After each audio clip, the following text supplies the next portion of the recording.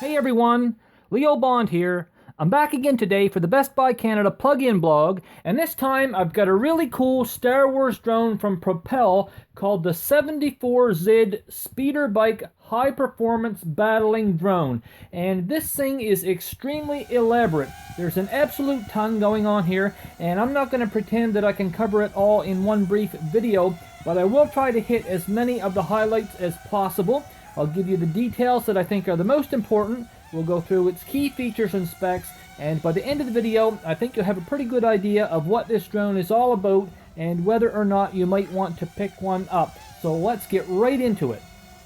Okay, the first thing we really need to take a look at here is the Speeder Bike's packaging. Propel has certainly gone to town with this, and it's probably the most complex and elaborate packaging that I have ever seen, and that's pretty much for any type of product. It's got lights and sounds, including the Star Wars theme music and several audio clips from the films.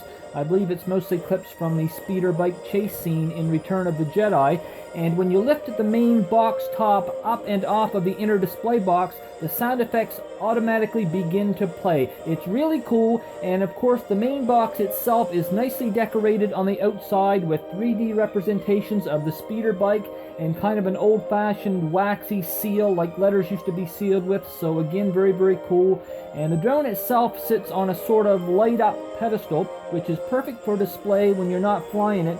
And the pedestal part actually has its own charging port, so you can repeatedly charge the packaging up and always have the lights and sounds available. So again, extremely cool all around, and I'd honestly have to say that it's probably the most impressive packaging that I have ever encountered. Now, as for the speeder bike itself, it's got 3 different user settings, and in its advanced mode, it can travel at a top speed of over 56 kilometers an hour, so that's 35 miles an hour, not too bad at all. But really what's one of my favorite things about these different speed settings is that there's a beginner's mode that actually has a maximum height ceiling or altitude of approximately 2 meters or 6 feet that it can fly. And it also won't fly too low, so the same system actually prevents you from flying into the ground. So really helpful features for beginning or inexperienced pilots. And even better still, it also has auto takeoff and auto landing. So this thing is super easy to fly, and all you really have to even do is steer it. Anyway, it also has all of these stunt flying features that you might expect of a hobby-grade drone, such as the ability to do sidewinder barrel rolls and various other flips and flops, and the stunts are all pre-programmed in, which makes it all very easy. But what's even more exciting about this drone to me is the fact that it and the other Propel Star Wars drones that are part of the same series has the very cool ability to engage in a sort of dogfight type of game amongst themselves, kind of like airborne laser tag, and the game can be played with up to 12 different Propel quadcopters at once. Now, unfortunately for me, I only had the one drone here to test, so I couldn't actually try this game out, but basically it uses the speeder bike's working battle cannons to laser blast your enemies into oblivion, which I have to say is a very cool idea.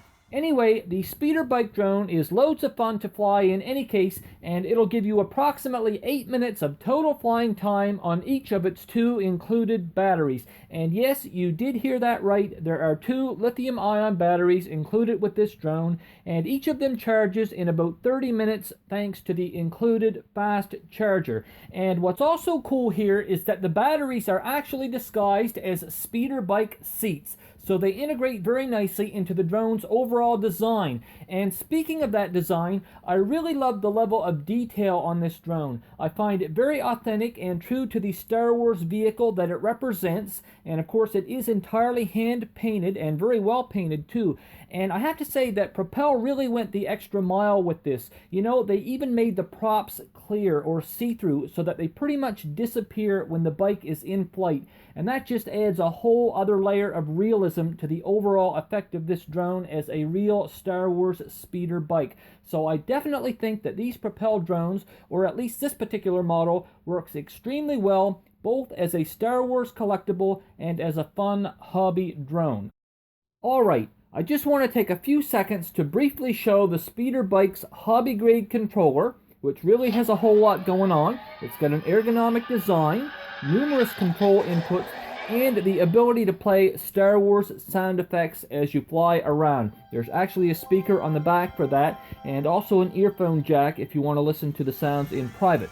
Now, this controller also vibrates, so you actually feel like you're riding a real speeder bike around, and there's a special gaming and battle simulation app that you can download to use with your smart device if you want to, which is why this controller has a special extender to hold your phone. But the app is a little bit beyond the scope of this review, so we're not really going to go there. Anyway, the controller runs on 4 AA batteries, and it even comes with its own built-in screwdriver for removing and replacing the battery hatch cover. So it's definitely a very nice, high-quality, hobby-grade controller that you get with this drone. And the Propel Speeder Bike also comes with some very cool accessories, a whole lot of them in fact.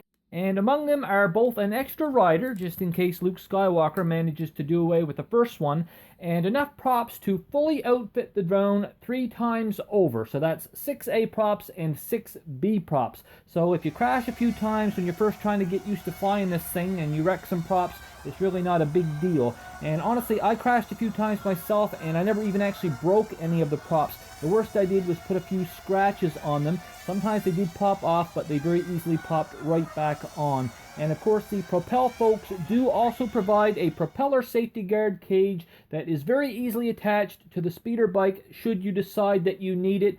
And there's even a very useful tool that helps with the installation and removal of the propellers. It can either push them on tighter or kind of reach in under and pop them off. So they've really thought of everything with this drone, and I'm as much impressed by the little extras that they provide as I am with the packaging and the drone itself.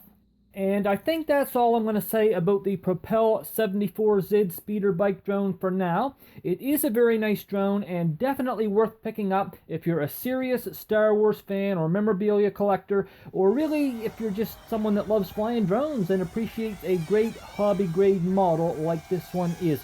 Of course, these things don't come cheap and they do require a little bit of an investment to pick one up, but there's certainly no denying the value that comes in the box.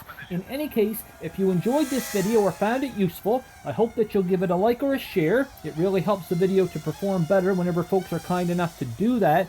And also be sure to subscribe if you enjoy video reviews of toys and tech gadgets. As always, I've got some really cool stuff on the way, and you just never know what I'll be getting up to next. For now though, I'd just like to thank you all for watching. I hope to see you back here for the next video. Have an excellent day, and I'll see you soon.